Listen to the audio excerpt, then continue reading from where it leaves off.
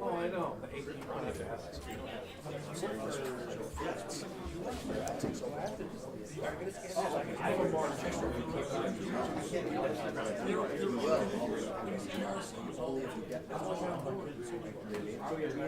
So you have affiliate stations with Rick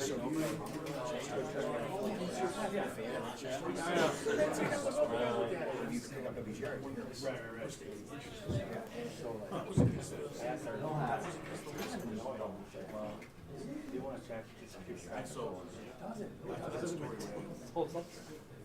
Josh did if I see it,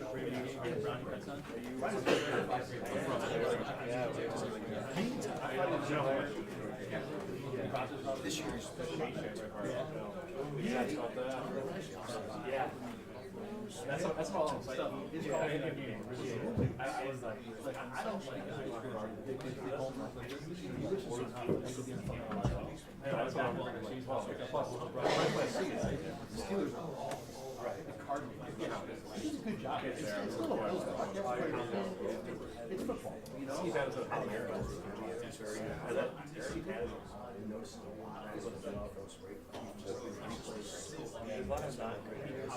yeah, I think every review was either. One time Eric last year, my daughter told me, this is and I like it. It's not Chiefs, one half. Courtyard. We said courtyard down. It was almost the same. And you really called me like, hey, let's shoot 2 seconds to 5, you're going to get 5 yards. It's not that though. I mean, it's like, sure, I guess it's like stuff like, Eric, you know, you're smart enough. I know you're like, give me something. Don't go deep, you know. And you know, asking for that 120 snaps is probably too big. Yeah. But that was just the reaction. And it's not like 80, you know. I think I didn't wait. You guys stayed on time. Yeah.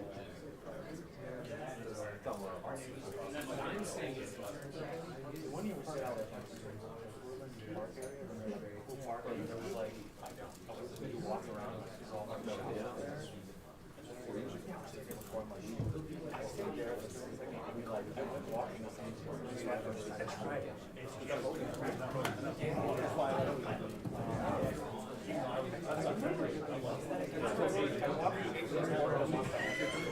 I remember. It's a great you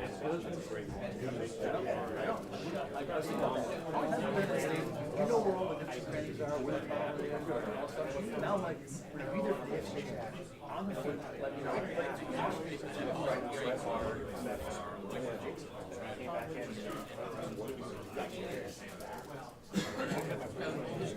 that's why we stand in the field, right, 25 minutes to post game, we shoot guys, that's my plan right now, is to be on the field. We have our own post game, but we'll start the TV's off the air.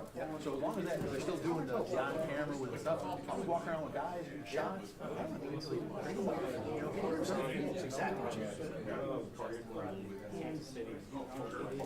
Of course, I had a big conversation with Adam. Well, it's like a party. Oh, okay. Okay, yeah. Check out. That's all the joints don't work. You know? I mean, I don't know how much but still, you know, if you're gonna stand out there and watch the game, that's fine. President of America's first, like, it's more like families that live a month at a time. Is the hotel that has like all free reservations? Yeah, it's like, yeah. We stayed there before, like in New Jersey, and I was like, I have no elevators, so I like a word. I don't want to think about it.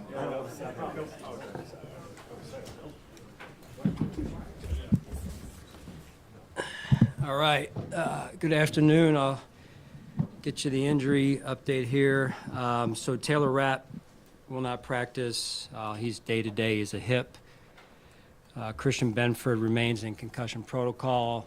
He'll be limited with that. And then Matt Milano will be limited as well with some hamstring soreness. With that, I'll take your questions. Sean, I know the approach this week will be treat it like another game and same thing you've been doing all year. How much harder is that to do this week when everybody knows what's on the other side of a win this week. I know that the approach this week will still be treat it like another game. Yeah. How much harder is that to do this week when you know what's on the other side of a win? Yeah, we've got to take them one game at a time, just like the regular season, and stick with our process and be consistent with it, quite honestly. Is it harder to do, though, considering the circumstances and the stakes this Sunday? I think when you know who you are and you know what works for us, it's a lot easier. If you have to adjust things this time of year, then it gets more difficult, perhaps. But we've been taking the same approach rather consistently all season. I won't take credit for this, but somebody said this, I think it was Nate Geary, for that matter, but is this team not afraid to lose, if you know what I'm getting at? There seems to be a fearlessness about this team where it doesn't just go out there and not be afraid to lose. Is that where you've gotten in this whole thing? I love you, John. In your progression? I mean, it's a mindset like we've talked about numerous times in here, right? And I think there's some truth to that. In order to win, you can't be afraid to lose, and I think those two go hand in hand. Sean, I know you played them a lot and played them in the playoffs, but in 2020 was the championship game. What do you remember from that game, and what are your thoughts on it now, this many years later, going back? Yeah, what a change of just what's going on in our world. With the COVID situation at that time, and I think there were some fans allowed in the stadium, if I remember correctly, and we had some Buffalo representation there as well, even though I think it was limited capacity or limited seating. So this one will be a little bit different, right? So just from a crowd standpoint, and I'm sure we'll have a great number of Buffalo people there as well. Sean, what does having fans in the away stadium do for you guys in that environment? Having our own fans there? Yes. Oh, it's huge. We've gone on the road, we've played at home. Our fans travel everywhere and anywhere that we play. So we've got the best fans in the NFL, and just love. I think that the connection with our fan base, as I've said multiple times over, is unique in the NFL.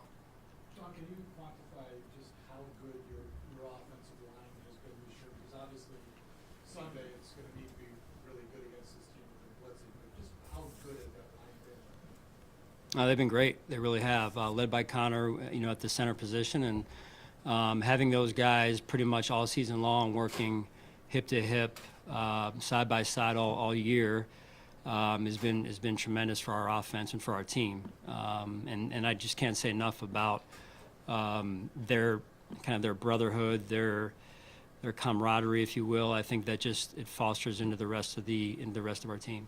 What, if anything, can you draw from Week 11 and beating them? That game stands alone, as this game will. So, as you saw with our experience last week, these games are individual of each other. Sean, you mentioned the fans.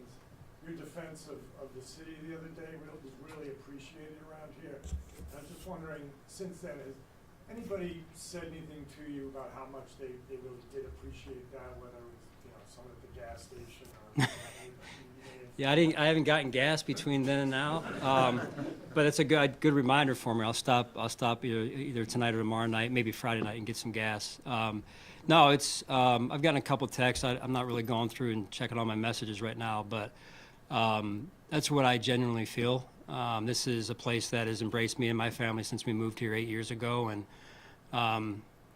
it feels like home. And I'm defensive because I love the people, and I think people who don't know Buffalo, it's because they haven't spent time here to appreciate and respect what really goes on here. And that's just not Orchard Park, it's beyond Orchard Park. So that's truly how I feel about it. John, I know Bail Inspector has had 4 games on IR. Can you just give us an update on where he is? Do you plan on having him designated to return at all this week? We'll see. Taking it one day at a time, and he looks like he's moving in the right direction, so we'll see. Sean, in terms of coaching ball security to your team, can you talk a little bit about how you do that, and do you do it to defensive players as well? I'm just kind of referencing the way Von Miller held on to the ball. Yeah, it might be the best example of ball security that I'll see. Yeah. Just tell us a little bit about how it's coached to all the players. Well, it's something that we try and do every week. on all three sides of the ball. Never taking it for granted, I think, is the key for us. We're somewhat old-fashioned in the way that we approach practice, perhaps, focusing in on the fundamentals. That's really what I think it's one of the big stepping stones to playing at a high level is the fundamental approach to the game. Hey, Sean, from the first game to now, they've got Pacheco back, they've got Brown back at the receiver, Hopkins. How different is this Kansas City offense, you think, compared to the one you saw here in November? Yeah, I mean, there's some things that are similar. There's certainly some things that are different personnel-wise, for sure. And conceptually, some of the things that they're doing. A very talented team and a lot of speed on the field, and it makes sense in terms of how Andy's been able to lead that offense for a number of years now, and for this team that we're going to play to have the success that they've had. It's incredible. I'm sure there's a lot that goes with all that success, but just an incredible collection of talent and scheme. Sean, we've talked a lot about how you and this team has kind of changed and morphed over the several years since you've been the head coach. How about Kansas City? How have you seen them kind of change over the last 5-6 years to now? Yeah, I think that's probably not as appreciated as it should be, just how one team is able to sustain success in such a highly competitive year-to-year, week-to-week league like the NFL. And that is a great example of, continuing to evolve over time, trying to stay out in front of trends, roster-wise, personnel or scheme-wise, coaching-wise. And so that's always what we're trying to do, and I think that's helped us as well, is continue to drive every year of what can we do better, and where's the league going, and how can we continue to stay out in front. With Matt, do you have an outlook at the possible training staff, and did that injury happen when he came out doing that game? There was some soreness afterwards, but I don't know if it's an injury or not. It's just what I'm being told is hamstring soreness, and so he'll be limited today with that. Preparing for a team like the Chiefs that you've played so much over the last few years, is it all like preparing for a divisional opponent where they know you so well, you know them so well? Like, what element does that play in preparing for? Yeah, I mean, we've played each other multiple times now. Initially when we first arrived here, we played in 2017, my first season out there, and then didn't play there was a gap in there of time. And then it seems like, when you have two good teams, two good organizations, that you kind of see each other frequently now. So we have a lot of respect for them. Sean, you talk about all the things that have changed for both teams, really, but one thing that hasn't is Mahomes to Kelsey. But from your perspective, has that changed at all, the way they do things? Because it obviously has worked for them.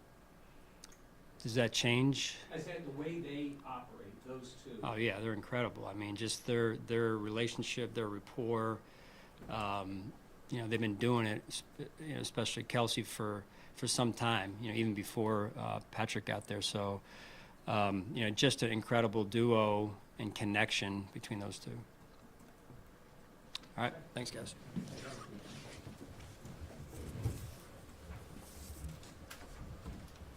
I'll do it, John.